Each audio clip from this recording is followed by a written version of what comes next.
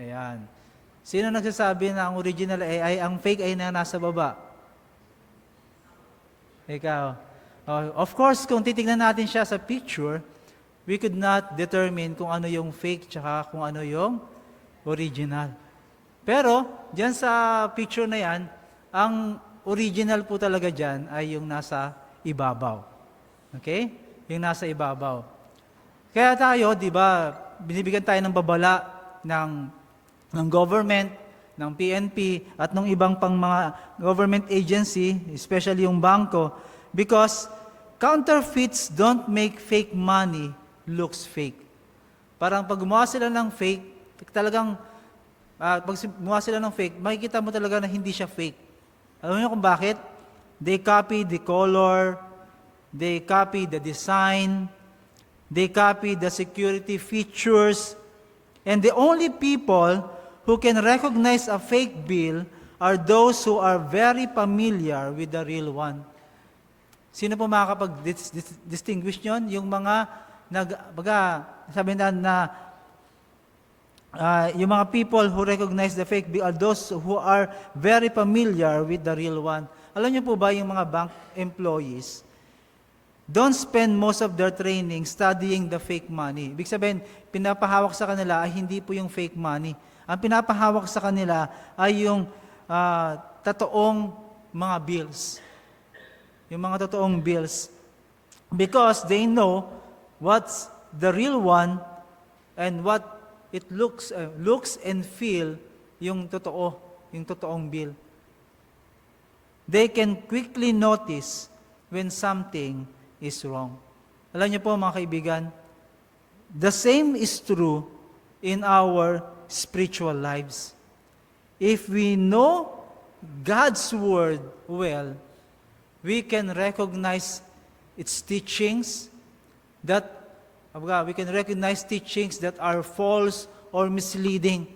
But if we don't know the truth of the Word of God or the Scripture, we can easily be deceived by ideas that sound biblical, but ang totoo, they are not. Kaya tayo po bilang mga mananampalataya, we are encouraged, we are challenged talaga po to study the Word of God, to know the Word of God, and makita po natin yung, madistinguish natin kung ano nga ba yung fake at kung ano yung genuine. Doon sa passage po na binasa natin, that is Jude's concern. Or the Word of God, we could say. But I would say Jude, kasi yung passage natin ay nasa Jude. That is what Jude's concern. He wanted us, believers and followers of the Lord Jesus Christ, to know the true gospel, to know the Word of God so well that when false teachers enter the church, ibig sabihin kung meron pong isang false teachers na magtuturo ng hindi maganda at hindi tama at ito po ay nakapasok na sa ating simbahan, we would know immediately and recognize the error, and gawin po natin, we need to stand firm in that faith.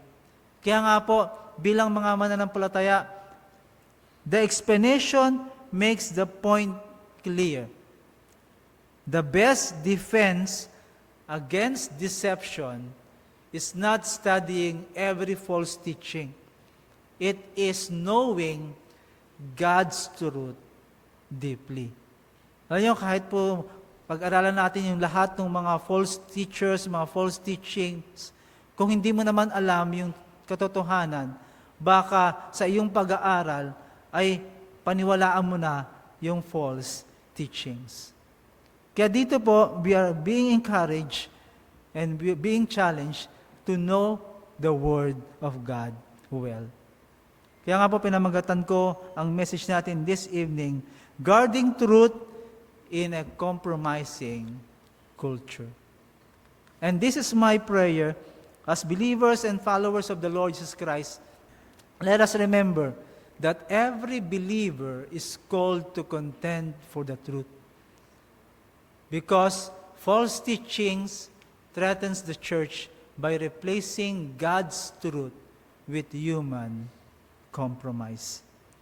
And from the passage that we have read, we will answer the question, how can believers guard God's truth in a compromising culture? And we will see and look at 3 answers. And as we answer this question, how can believers guard God's truth in a compromising culture? And the first answer na makikita po natin dito is this: guard the truth with courage. From the passage sa Jude 3, sabi po dyan, I found it necessary to write to you, appealing that you contend earnestly for the faith once for all delivered to the saints. Tingnan niyo po, pagtuunan niyo po ng pansin yung mga wordings na ginamit po dito ni Jude. Yung mga phrases at yung mga, ito sa verse na ito, iisa-isahin po natin to for us to understand kung ano nga ba yung sinasabi ni Jude. And also to challenge us that we really need to know God's Word well. Tingnan po yung word na, I found it necessary. Alam niyo po, yung word na necessary is important. Kasi sa original po, yung Greek word niyan, ananke, it means something that is urgent, something that cannot wait. Tingnan mo, pag sinabi dyan, something that cannot wait, hindi na po makapaghihintay. Hindi na po dapat ipagpaliban. Ito po yung sinasabi dito, something that must be done immediately. Kaya dito yung Greek, ananke. Pag sinabing ananke, something that should be done immediately. Kasi kung titignan po natin yung background na ito, yung book in this passage, si Jude, he originally wanted to write a joyful letter about the blessings of salvation. Kasi yung first part po ng verse 3, sabi dyan, Beloved, while I was very diligent to write to you concerning our common salvation.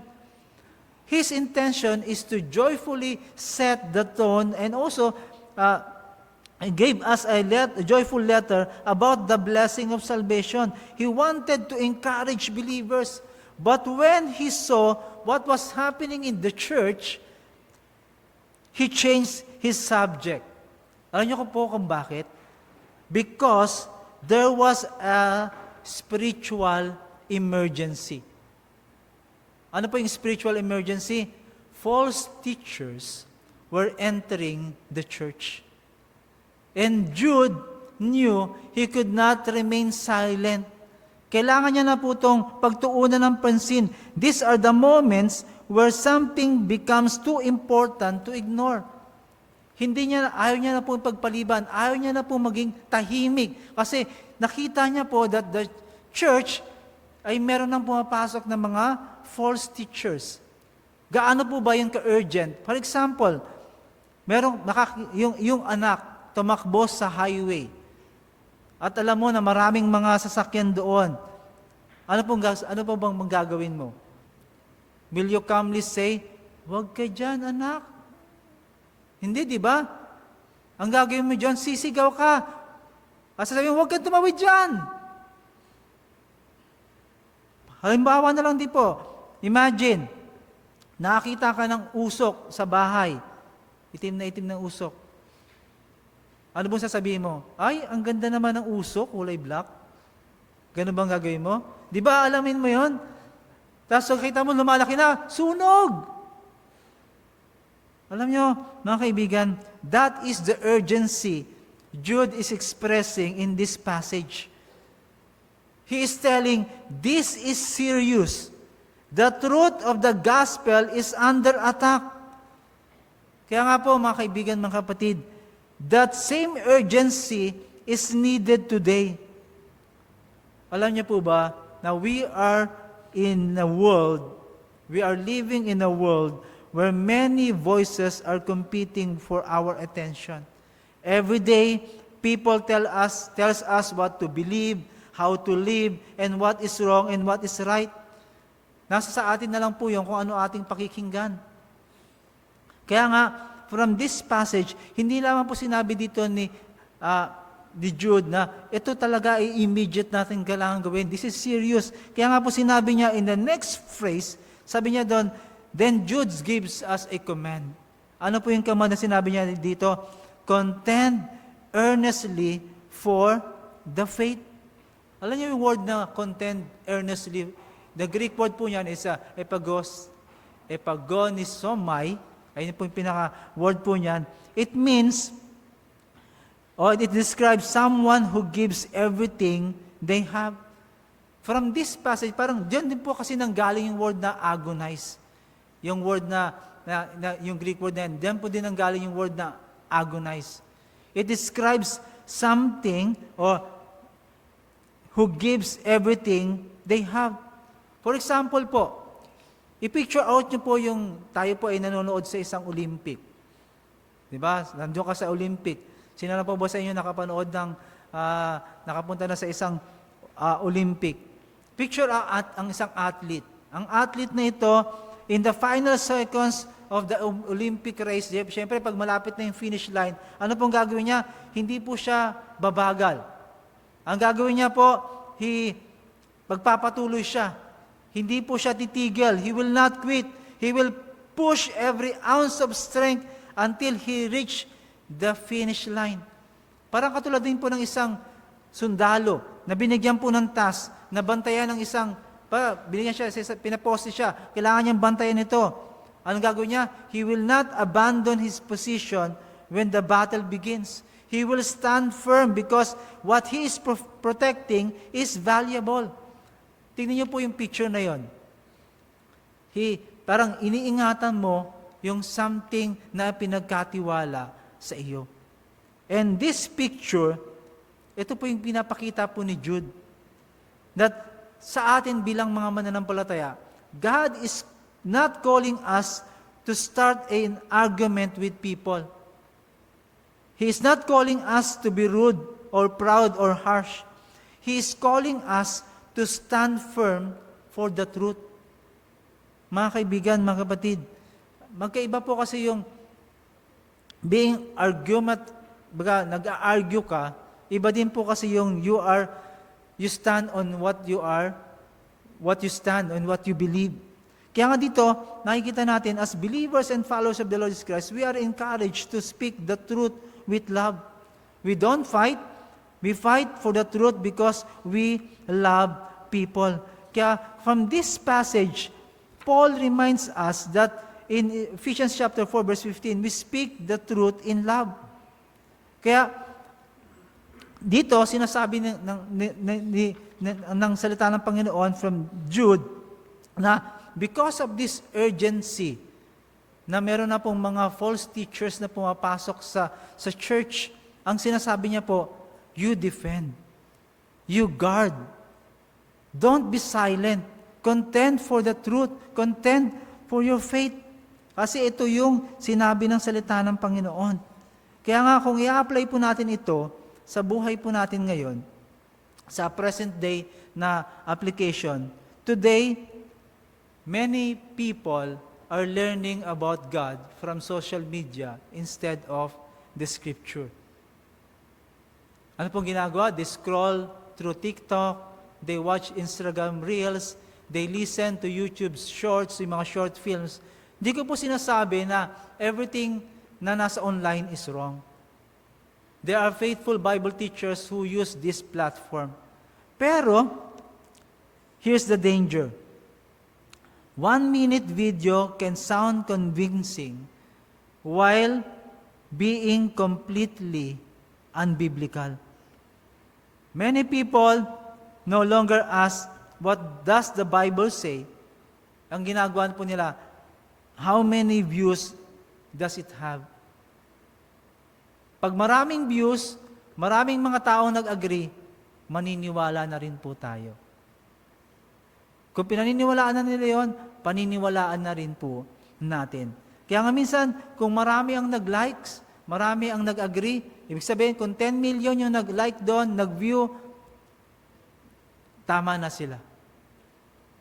Pero tandaan po natin, if only one person believes God's truth, it's still the truth. Tayo po, bilang mga mananampalataya, our authority is not on social media. Our authority is not in the culture. Our authority is in the Word of God. Kaya nga po, every sermon na marinig po natin, every podcast you listen to, every Christian book you read, even this message na pinakikinggan nyo po ngayon, must always be tested by the Scripture. Gawin po natin yung ginawa ng mga Berean believers in Acts chapter 17, verse 11. That we should examine the Scriptures daily to see whether what we hear is true. This is the encouragement that the passage that we have read is telling us. Naging urgent siya because there are false teachers creeping inside the church. And what we are going to do? Stand for it. Defend what the Word of God is saying. And bilang mga mananampalataya, wag po tayong masyadong umasa kung ano po yung napapanood natin ngayon sa mga social media. Ang gawin po natin, buksan natin ang ating Biblia, basahin natin, at pag-aralan natin in order for us to know the truth or the Word of God well. At hindi lamang po yun. Not only Jude tells us that we must courageously guard the truth, and kung bakit nga ba ito necessary, o kung bakit din po natin ito kailangan i-contend yung ating pananampalataya, because the greatest danger to the church often does not come from the outside. And many times, it comes from the inside. That false teaching quietly enters the church. At yung pangalawang sagot na makikita po natin dito on how can believers guard God's truth in a compromising culture, yung pangalawa po natin is this: we should recognize the danger of compromise. Ano po sabi ng passage natin? For certain people have crept in unnoticed, who pervert the grace of God into sensuality and deny our only Master and Lord Jesus Christ. Tignan niyo po, after telling the believers to contend for the faith, Jude now explains why it is important. Ang sabi niya po dyan, for certain people have crept in unnoticed. Tingnan po yung words dito na ginamit ni Jude. Crept in unnoticed. Kung sa Greek word po yan, pares duo. Ang ibig sabihin, it means to slip in secretly, to infiltrate quietly, or to enter without recognize, or to recognize. Dig about this. Jude was telling dun sa kanyang unang mga sinabi that false teachers came crossing into the church. Pero hindi rin po sinasabi dito ni Jude na pag merong isang false teacher, ay pupunta siya sa harap at sasabi niya, ako yung false teacher, I will deceive you. Gagawin po ba ng isang false teacher po yon? Di ba hindi? Hindi niya i-declare na ako yung false teacher. Hindi niya i-declare na ako yung, parang katulad yan, ako yung kriminal, ako yung nagkasala. Hindi po yung gagawin. Kaya dito makikita po natin, sinasabi ni Jude from this passage that they quietly crept in unnoticed. Ano pong ginagawa ng mga false teachers? Kasi they quietly blended in. They looked like everyone else. They spoke the same language. They used the same Christian words. They even quoted Scripture. But little by little, they twisted the truth. Singat, mga kaibigan, mga kapatid, tignan mo nga yung katabi mo. Baka siya na yung isa sa mga false teachers. Hindi naman siguro, no? Pero makikita po natin dito, mga kaibigan, parang ang hirap ma-distinguish yung false teachers. Kasi they have the same language. They have the same words. Kung paano sila manamit, kung paano sila magsalita, kung paano sila mag-behave, ay kapareho. Pero alam niyo po, mga kaibigan, mga kapatid, that is exactly how deception works.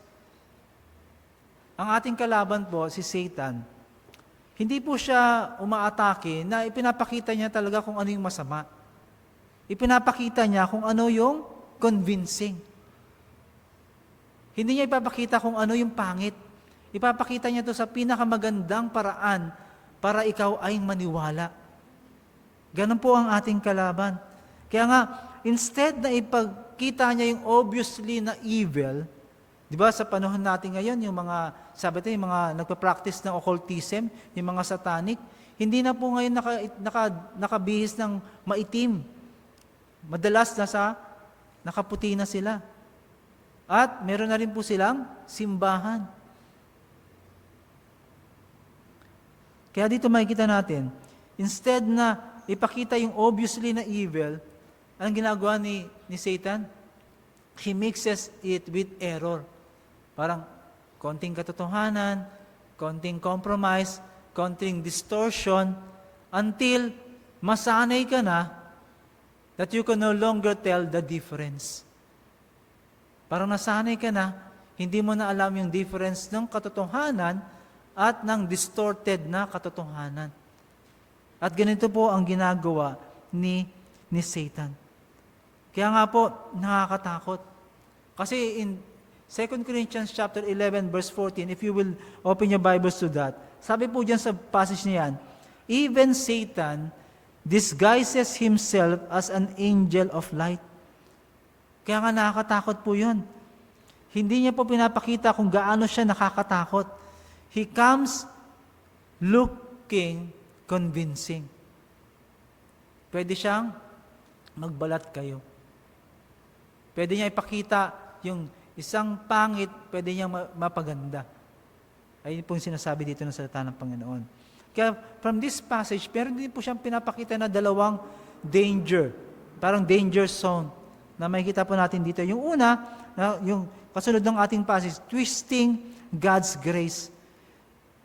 Jude says, this false teacher, sabi niya, pervert the grace of God into sensuality. In other words, they took one of the beautiful truths in the Bible, yung God's grace, and twisted its meaning. Alam naman natin yung meaning ng God's grace, di ba? God giving us a free gift that we don't deserve. That's the meaning of grace. God is giving us a free gift.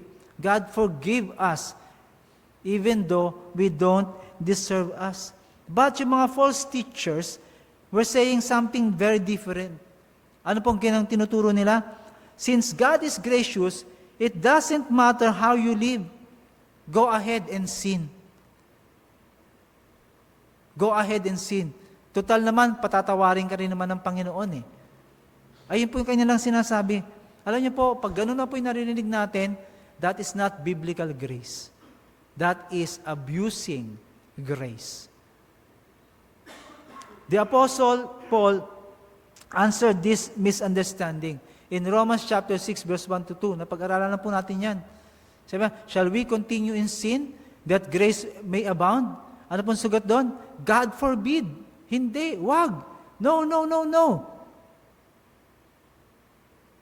Kaya dito makikita po natin, mga kaibigan, mga kapatid, grace is never permission to sin.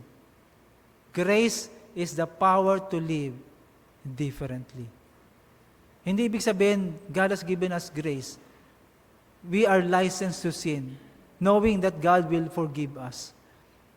Grace is given to us so we could live differently. And God will enable us to live differently.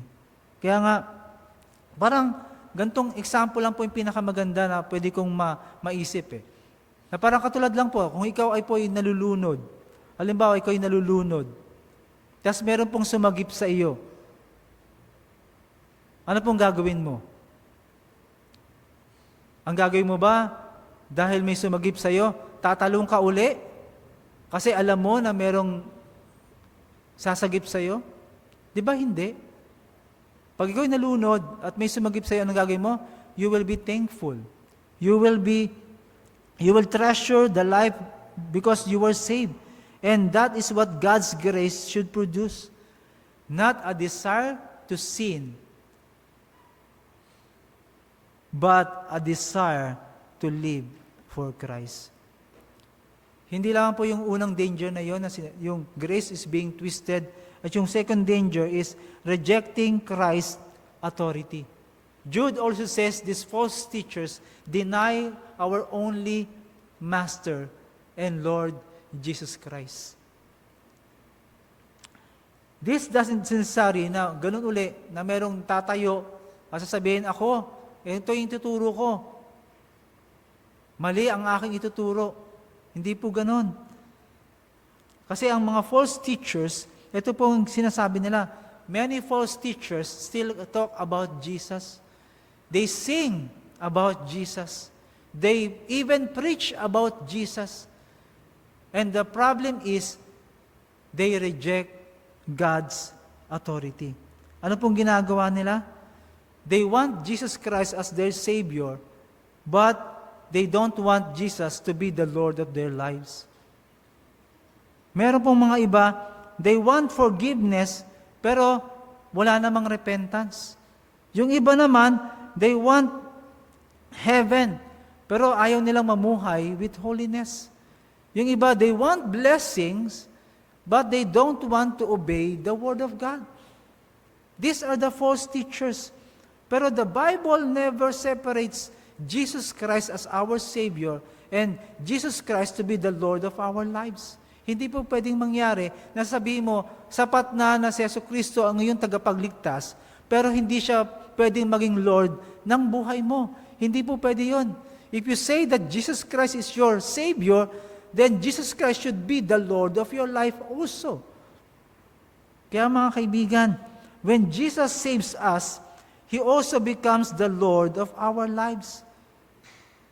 He is not simply someone we admire, He is someone we obey. Kaya nga po sa Luke chapter 6 verse 46, ano pong sabi diyan? Why do you call me Lord, Lord, and do not do what I say? Maraming pong may ilan mga mananampalataya, sinasabi nila, Jesus Christ is the Lord of their lives, but they are not obeying what God wants them to do. Kaya dito, bilang mga mananampalataya, let's answer this question. Ano po yung question na yon?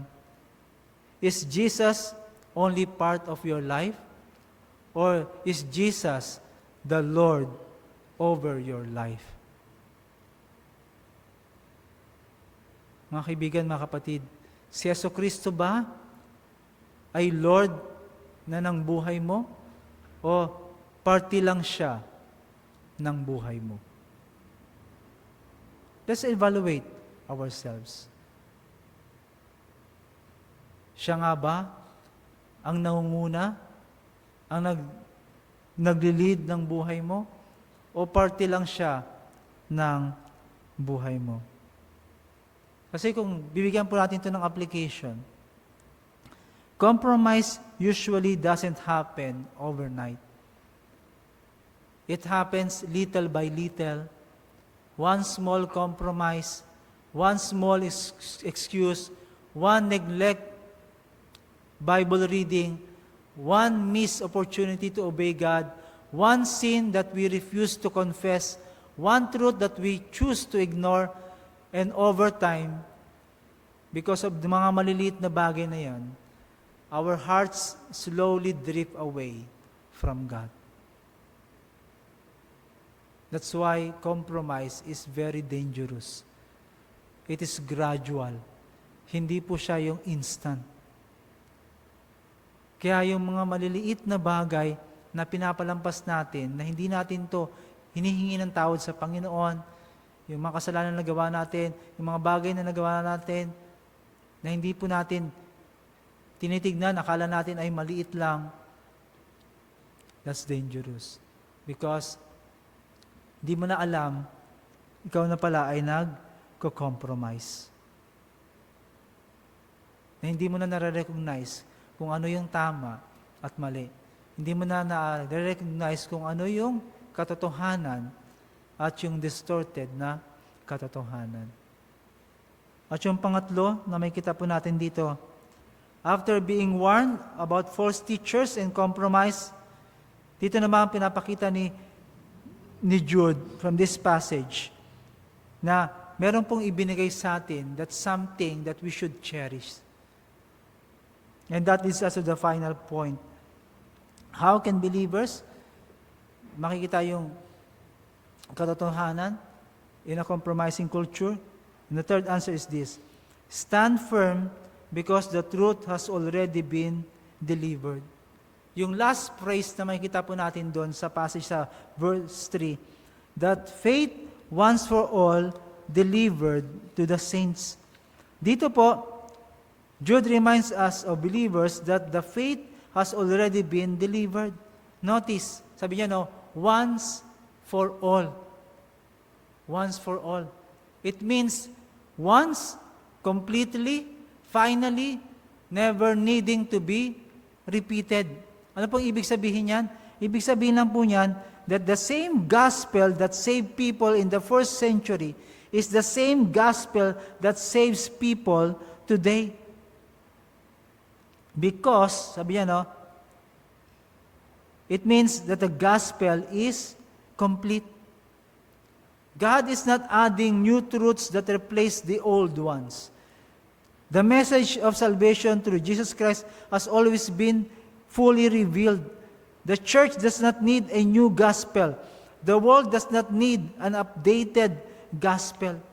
Kasi ang gospel po natin ay hindi nag-expire. Hindi po ito katulad ng pagkain na meron pong expiration date. Hindi po ito yung katulad ng isang bagay na meron pong expiration date. Hindi po ganon.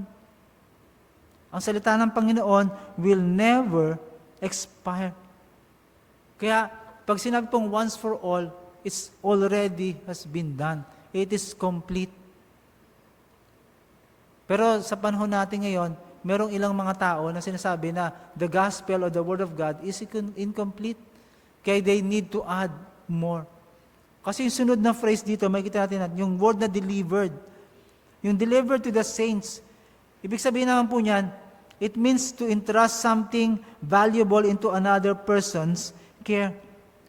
Kaya nga tayo bilang mga mananampalataya, our responsibility is not to change the gospel, but our responsibility is to faithfully proclaim the gospel. Okay? Sige po, sa ating pagtatapos, kasi 9 o'clock na, I would like to wrap up this message. Sa ating pagtatapos, Jude gives us a clear challenge. The world does not need Christians who simply, punta na po tayo sa conclusion, please. The world does not need Christians who simply fit into the culture. The world needs Christians who stand on God's truth. Jude does not call us to win every argument. He calls us to remain faithful. We are not responsible for how the world responds. We are responsible for remaining faithful to the Word of God. So, as believers, so the culture changes. If the culture changes, stand on the Word of God. When a compromise becomes popular, stand on the Word of God. When truth is rejected, stand on the Word of God. Because when everything around us is changing, tandaan po natin, God's truth never change. Kaya bilang mga mananampalataya, do not let culture shape our Bible, let the Bible shapes our lives. I hope and I pray na tayo po bilang mga mananampalataya, let us always remember that we are called to contend for the truth.